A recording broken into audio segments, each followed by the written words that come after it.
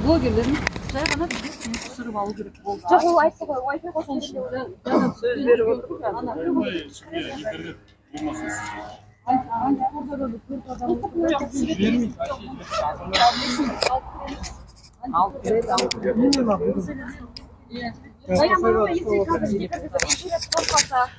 болмаса интернет болмаса шығып кетеміз болды. Еміне көрейік қазір. Мысалы міне бізде біздің оқуымыз мысалы Есен мырза, Аружан ханым істейді. Қойшыбек аға кетіп қалды ма? Ол кісілер қазір басқа түсірмейді. Қазір басқа не бар да? Осы кісілерді алып кіреді бізге нақты бір айтсындар. Алып келгіземіз деп телевизордан көріңіздер бәрін жинап. Соны кәте бастықтарына айтсаңыз осылай шығады ғой. Сол талап қойыңыздар. Белгілейміз сол күні жиналамыз. Сіз тоже осылай жиналып, иә. Жеке-жеке емес, сен ана күні кел, сен мына күні кел. Қазір ішіне кірейік қазір. Қазір ата-аналар келіп жатқан. Кімдер ғой? Мыналар ғой. Органның адамдары. Опера қызметкерлері, Мәулен болғандар. Экстремизм бар. Экстремизм менен айтады. Мен тайым ғой, мен сен тайым. Прокурор. Документ бар ма? Қазір курсталасына мен сені тыңым ғой. Біздің балаларды ұрғандарымыз Сен машинамен де аңдып жүресің біздің артымызда жүресің ғой сен бастығы. Жоқ емес. Спецпрокурор Сагындыков Данияр Қазір онда құжатыңды ашып көрсетші. Қазір алып келіңізші. Өтірік айтады. Спецпрокурор Сагындыков. Қазір ішіне кірейік қазір.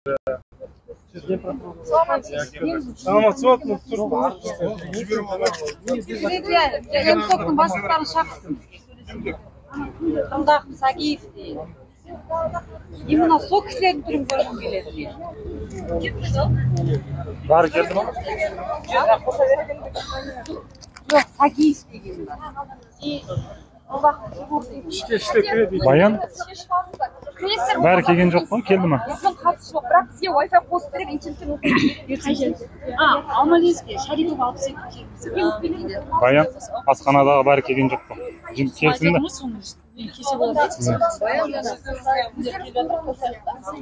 Қосайлар қойып жіберді ма? Қойып жіберді ма олар? Жоқ, мен осында біреулер. Оларды жібергенде Соны айтты ғой, күтіңіздер бізді, каждый келеміз деп. Қазір біреу шықты ғой. Антикорға бардық. Антикор жабық тұр, әлі жоқ қосайлар. Кірейік. Болды, кірейік іште. Кіріп отырамыз, кіреді бар. Давайте. Не келді бәрі?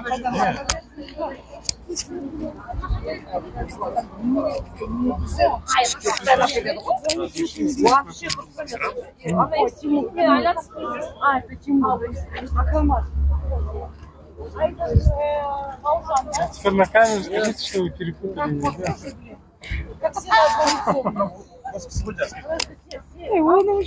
Ондайлар сөз. Вы же господин Крылдак. Похож Крылдак, да? Мен сізге қанша уже не жіберіп жатырмын, бір қабылдамайсыз ғой. Жолдасым әйелі. Күні 4 айдан келді, 3 айдан келді. Күні қимылдап жатыр. Маханде Талиев айғақ қорды. Ешқандай дәлел жоқ, видео жоқ, оны қашан ұстайсыз? Мен кішкентай баламен далада қалдым, сен естірмін. Міне квартирамды төлей алмай отырмын уже. Шығыңдар деп жатыр. Міне жолдасым шығады, міне шығады деген мен әлі жүрмін. Хотя бы есік алдына машинасын жөндеп отырсыншы, хотя бы бізді асырап өтініш. Сот міне бізет. Сіз арыз жаздыңыз ба? Жаздым, қабылдамайсыздар ғой. Маған қазір арызды жазыңыз. Қырылдақ деген мына кісінің баласы 7 январьдан жатыр да. 8 повреждений позвоночника, протрузия, у него легкие 3 темные от удара, у него голова вся это, потому что били по голове, и его не лечат. Это что? Человек нуждается в лечении. Енді мен қанша уақыт болды ғой, ем болмаса не дәлел Жоқ, сіз арыз жаздыңыз ба? Мысалы, мынау кісі, мысалы, мен өзім қабылдадым мынау кісіні, иә? Біз, пожалуйста, как положено, медицинский обследование жасап шығарды. Какие вопросы? Миллион рет жаздық, жасады маған да. Обследованиесін. Сен бола ма? Қазір заявление жазсыз. Кстати, вы дали кому до сих пор ходатайство удовлетворили. Нет, а Сива-17 до сих пор не подписали. Что не подписали? Ну, до У сих них пор установленный порядок, они же каждый день не вывозят. Они в установленные дни Так они даже вывозят. не подписали на Мы представителя. вам дали все ответы, все ваши Да, ходатайства да, да, удовлетворили. да. Вы лично были у меня. Да, Какие да. претензии к органам Макс, следствия? примите, Макс, напишите. Пожалуйста, я готов вас принять. Давайте примем. Там кто Крылдаков? Я Амсок там. Иисус тоже, я который ко мне относится.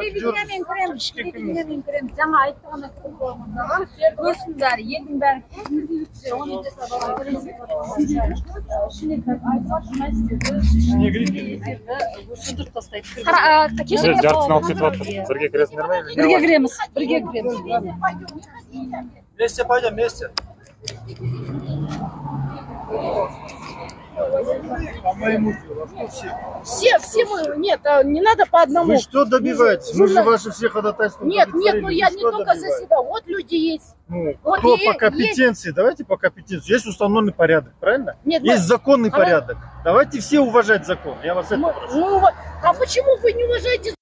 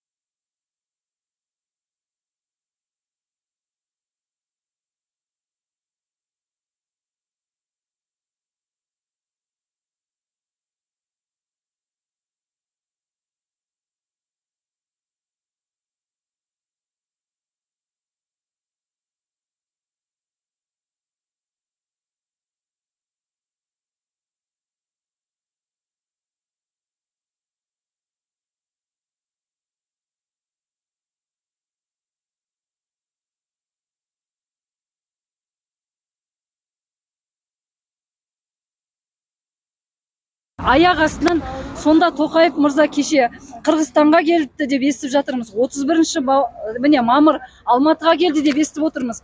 Кешегі Наурызда да тойлап Алматыға келіп кетті. Сонша жерден сол жерлерге барған аяғы қалай біз ғана мынау тас түрмеде азапталып жатқан солған жанашырлары, шырылдап жүрген жанашырлары біздің уәжімізді, жанайқайымызды тыңдауға бізбен бетпе-бет келіп 5 минут жүздесуге жетпей қалды сол аяғы. Біз бұл жерде ештеңе талап етіп тұрған жоқпыз. Біздің жалпы мәселеміз. Біз шаршадық 5 айдан бері қағаз басты да болып. Біз барлық осы азапталып, қиында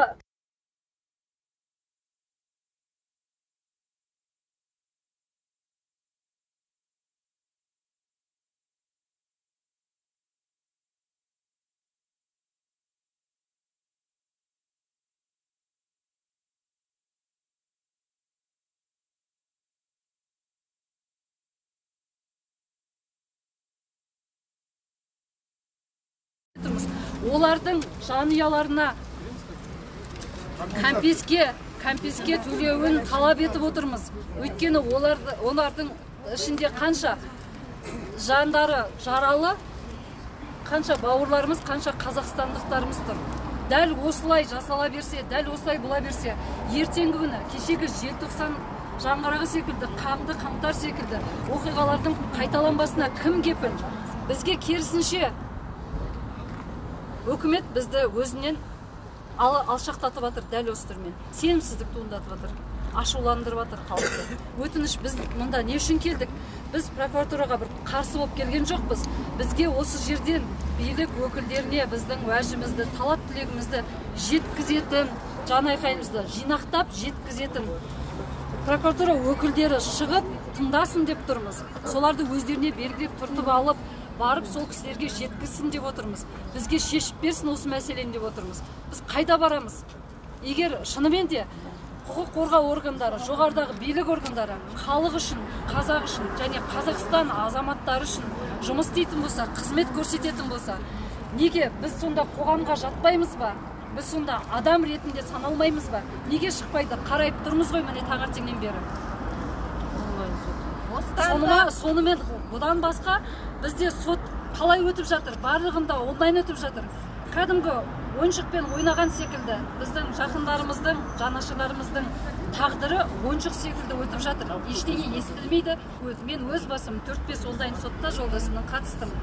Содан офлайн сот талап еттік, ашық сот талап еттік. Міне бірінші рет 26 маусымда кешегі мен жолдасымның соты офлайн түрде, ашық түрде өтті. 2 сағаттан астам, 2,5 сағат өтті. Көңіліміз толады, өйткені нақты бет-бет қарап отырып, сұрақ жауапты алып, мәселелерді талқылай алдық. Журналистер де, блогерлер де қатысты. Дәл солай басқа да кісілердің сот істерін ашық түрде, офлайн, яғни сот залда отырып, бет-бет жүздесе отырып өткізуін талап етеміз. Офлайн сот болуын талап етеміз, ашық сот болуын талап етеміз. Және әділдік болуын талап етеміз. Жала жабылып, қысым көрсетіліп, қаншама міне әлі көкіректерінде, кеуде тұстарында, омыртқаларында оқ жүрген балалар бар, осында кісілер. Әділдікті талап етеміз. Сіздер осы жерде Алматы қаласының бас прокурорының шығуын талап етіп тұрсыздар ғой, иә? Бас прокурорының бас прокурор болғанда бізге Сағиев керек. Бізге осы прокуратурадан жоғарғы басшылықтар келіп тұр. Өкілдер жауапты, иә. Өйткені ол тек қана бас прокурор немесе басқа прокурор емес, ол кісілердің барлығына ортақ талап, ортақ тақырып. Ол кісілердің білмеуі мүмкін емес бұл жағдайда. Және осындай бола тұра қайдағы референдум соған ішім күйіп, қаным қарайып тұр. Дәл қазір менде міне Жанболат Мамай онлайн парақшасында міне қарап көріп отырмын. Жаппасыға барып кіріп қарап отыр екен. Ендеше біздің осы жерде қойылатын ата-аналардың талабы мынау желтоқсан 189 ғимаратта орналасқан қалалық Алматы қаласының прокуратурасының басшылықтары шықсын, замдары шықсын және осы қаңды-қаңтар оқиғасына байланысты осы тұрған ата-аналардың балаларының және жұбайларының бауырларына тікелей жауап беретін бастықтар шықсын. Және бұл жердегі қойылып отқан талаптарымыз тек арыз жазу емес, мәселені нақты шешілу. Солай ғой. Нақты. Және бұл жердегі ата-аналар тек қана Алматы қаласынан тұрған жоқ.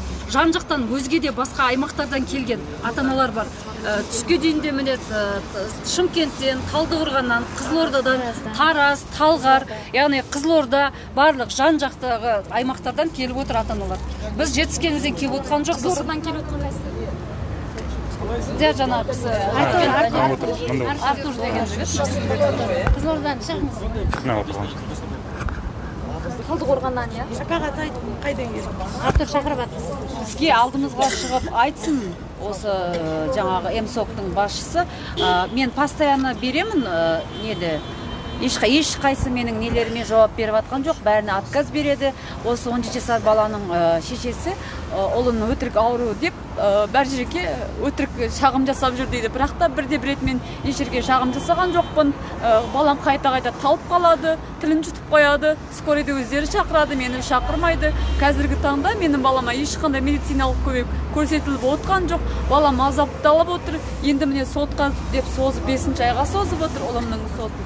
Және де антикор деген баламды азаптаған қорғау органдарының үстінен іс қозғаған, бірақ ешқандай ешкім істі алып барып отқан жоқ. баламды нағыз террористке шығарып отыр. 255-ші бапты қосып отыр, 269-ші бапты қосып отыр, және де 380. Ешқандай статьяларымен келіспеймін. Менің 17 жасар балам қайдағы террорист болады ол? Бәрі осы Алматыдағы қаңтардағы оқиғаның бәрін 17 жасар осы Талипов Сәкен ұйымдастырды дегілері кеп отыр кеше. Көрдім ознакомлениясының бәрін. Менің баламды террорист етіп шығармақсы. Если осыдан балам террорист ететін болса, мен осы жерге келемді, асылып өлемін. Болмаса бір теңге ғана өле саламын. Олымды да ауру етті, міне, мені де ауру етті. Больницадан шығып кеп отырмын қазір, міне. Кеше операциядан шықтым. Қазір наркоздан кейін өзіме де келе алмаймын. Қазір балама да бара алмаймын. Балам ауырып жатыр. Не дәрі апара алмаймын, не тамақ апара алмаймын.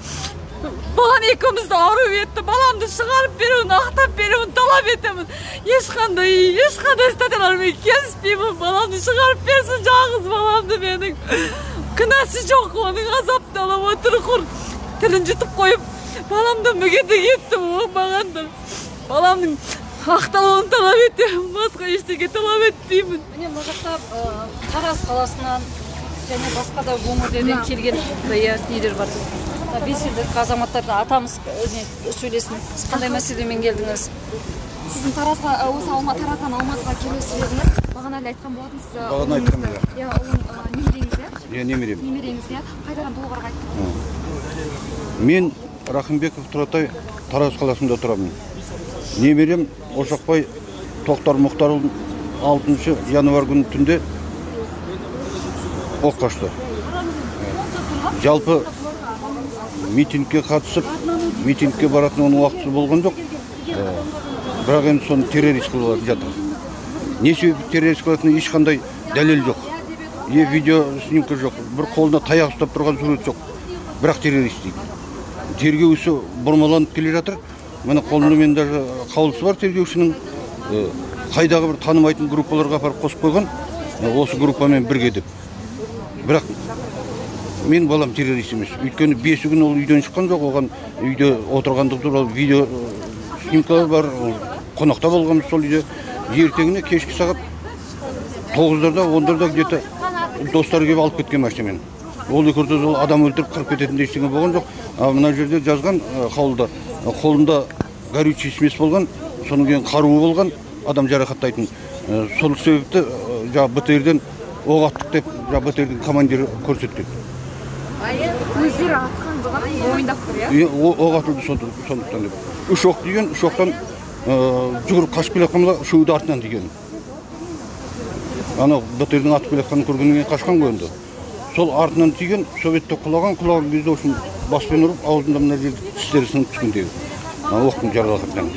Енді соған әділдік таппай осы Тараз қаласына Алматыға келіп тұрмыз. Әділдік іздеп келіп тұрмыз. Біздің баламыздың террорист еместігін дәлелдегіміз келіп тұр. Ешқандай дәлел көрсетпейді. Таразда тергеушілерге, басқа құзырлы органдарға барсақ, ешқайсы жауап бермейді. Бізге ешқандай түсініктеме бермейді. Осы жақын күндері қолымызға жаңа қаулысын беріп, қаулысын оқысақ, тергеуші айтады 200% дәлелденген сіздің балаңыз террорист қолынан келген істеп алды дейді. Сөз осы. Осыған әділ іздеп келіп тұрмын.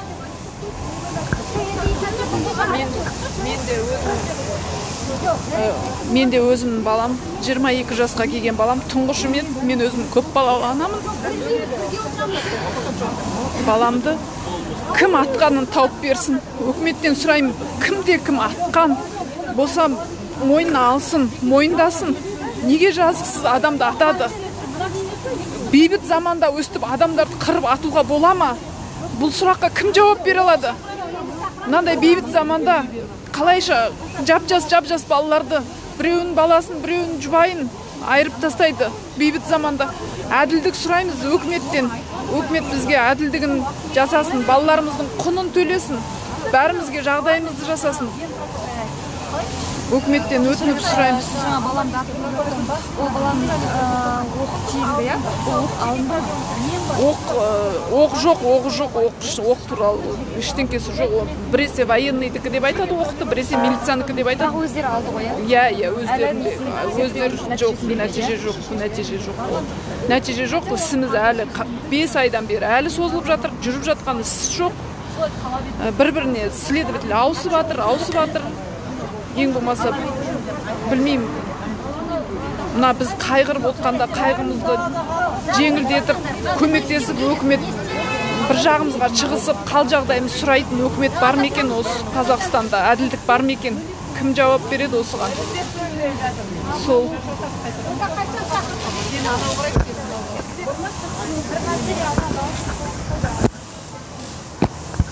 Енді қара қапты ма сол не қырқатына шөпке? Давай сидите, алдына барайықшы, кірмейміз. Кірмейміз, алдына түсті естейсіз. Алдына барайық, кірмейміз.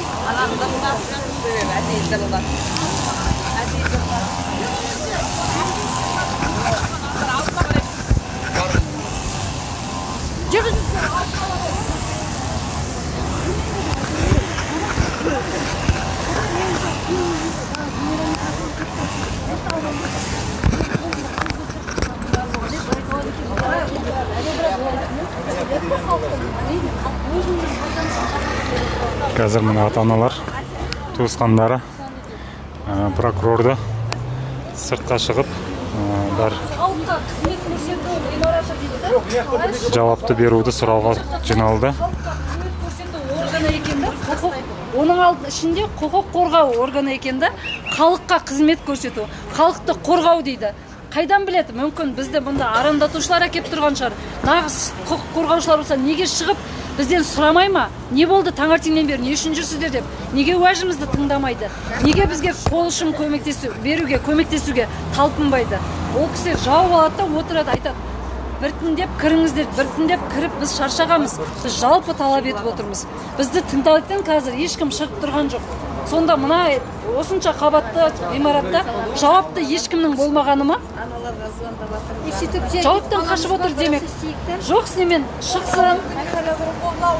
Бостандық деп айқайлау керек. Таптайды, қамайды, бәле шықсын бері. ұрады, соғады өздері. Прокурор шықсын, прокурор шықсын. Прокурор шықсын, жауап етеміз. Шығуын талап етеміз прокурордың. Прокурор шықсын, прокурор шықсын, талап етеміз.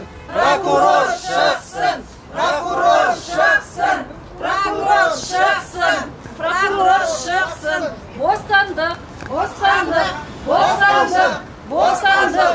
Әділдік, бостандық, бостандық, әділдік. Бостандық, бостандық, бостандық, бостандық.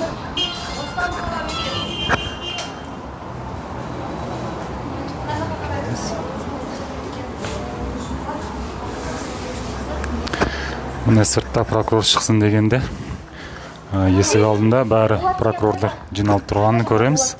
Бірақ бір қызметкер сыртқа шығып, не үшін сұраватқанын көрмейміз.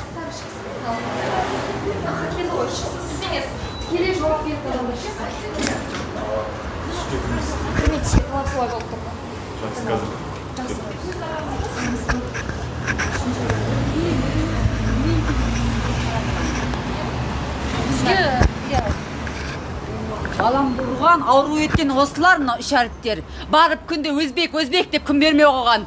Баламды мүгедек еттіңдер сендер, оңбағандар. Алла жазаларыңды бергірлер. Күнде барып өзбек деп, мойныңа ал деп. Әбден издеваться етіп балама шпагатқа отырғызып бір сағат. Өзбек деп, Титаник деп айландырып, аяғына пистолет тақап баламды осы үш әріп кембашниктар.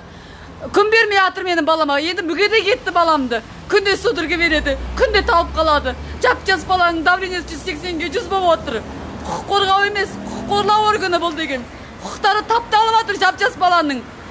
Адам өлтіргенде таппайсыңдар ма? Кішкентай баланы террорист етіп отырсыңдар, ұялмай. 10-15-ің менің баламның артынан қалмай. Оңбағандар. Балам шықпайтын болса, өзімді осы жерге келемін да, пышақтай саламын. Болды, жоғалтатын ештеңкем қамады. Жалғыз баламны айырылатын болсам, не байлығым жоқ, ештеңкем жоқ. Баламны айырылатын болсам, болды, мен жоғалтатын ештеңкем жоқ. Осы жерге келемін да, пышақтайым да, өле салам болды. Талап етіп, менің прокурор. Қазір шығады деді ғой. Қазір 5 минут қайтадан қазір далаға шықсын деп айтамын.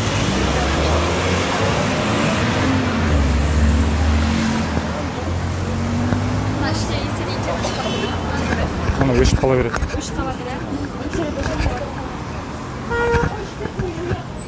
Қаным қарайды осы шәрттерді.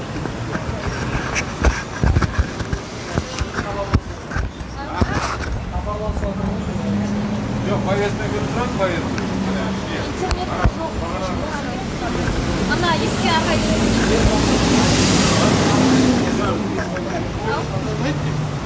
Ұстамай, біз кірдік қой, өшіп қала береді. 1 минут істейді да, 1 минут өшіп қалып, сондай связь жоғалтады.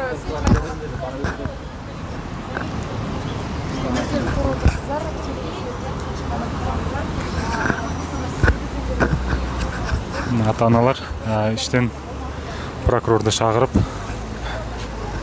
енді прокурорды күтіп отырған жайт. Көреміз, прокурор шыға ма жоқ па, қазір нақты жауап жоқ.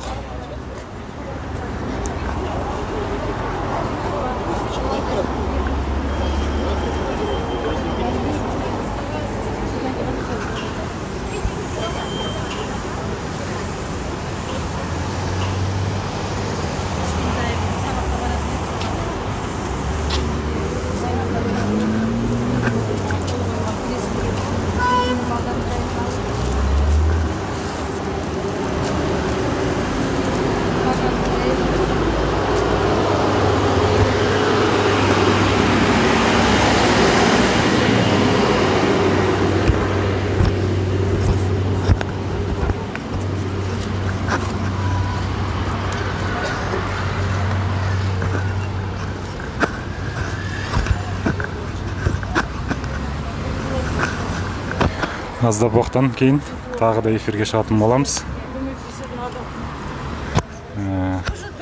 Эфирді қарап тұрыңыздар, бөлісіп.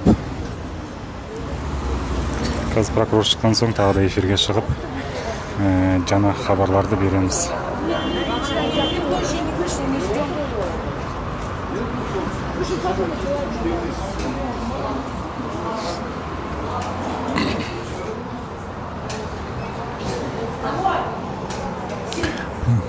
Прокурорлар бәрісі отырғанын көріп тұрмыз.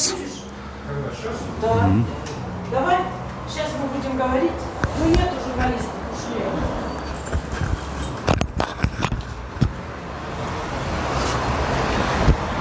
А что журналисты уходили? Аружан бар. Жігіттер қабауда. Жігіттер туралы хабар бересіз ба? Енді естуімше олардан үйлерінен ұстап кеткен көрінеді. Бүгін азынды. Сол енді антикорда ұстап отыр. Қазірде антикорда отырған. Иә, олар отыр. Барлығын үйлерінен барлығын алып кеткен. Бірден нақты жауап бар ма? Не үшін ұстап тұрғанын? Енді жағы тергеу амалдарын жүргіземіз деген сылтаумен. Иә. Мысалы мен ана Махамбаевтың адвокатым бар. Мен тергеушімен айттым, мен Похоронда жүрмін, мен бармаймын. Десем, именно бүгін керек дейді. Сол? Рахмет.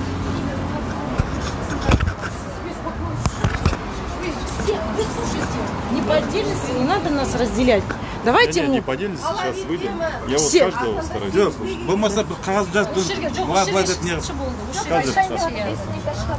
Все выйдете, да?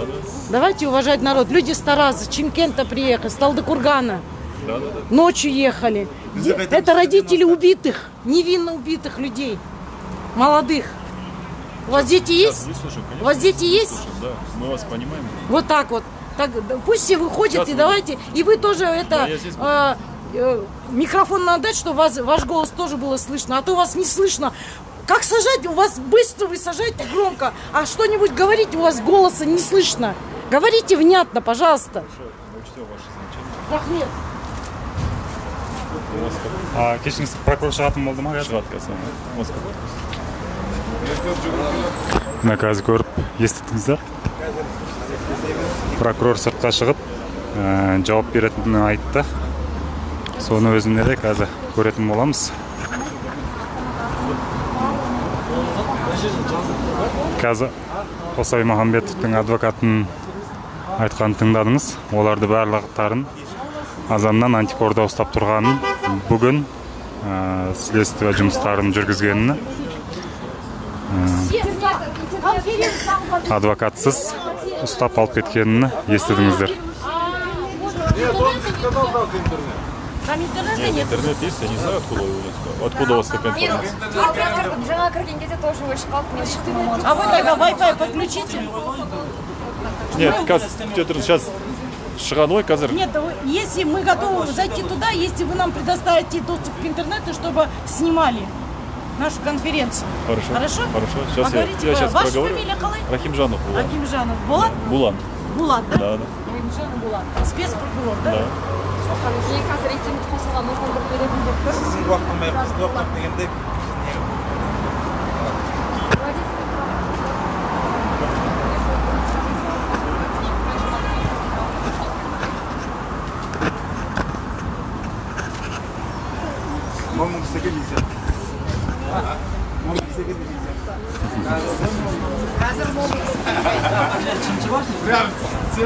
Чимкент Таразда?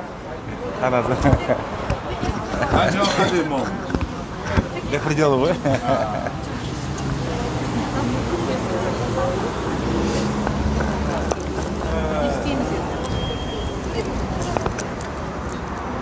Не, айтарыңызды білмейді.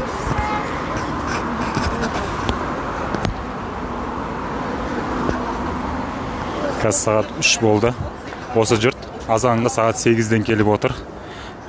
Кеш уақытында прокурор шығып, енді айқайлар осы кісілерді тыңдаймыз деген жауапты берді. Сода азаннан шығып, осы кісілерді тыңдайтын адамдар сағат 3 болғанда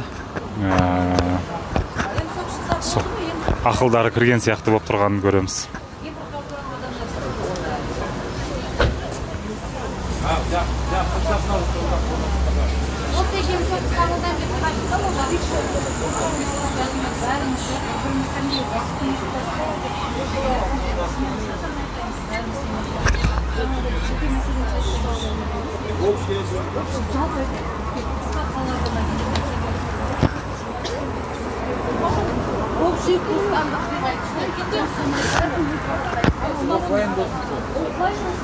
Енді айтасыз ба, дауыссыз бар ма екен?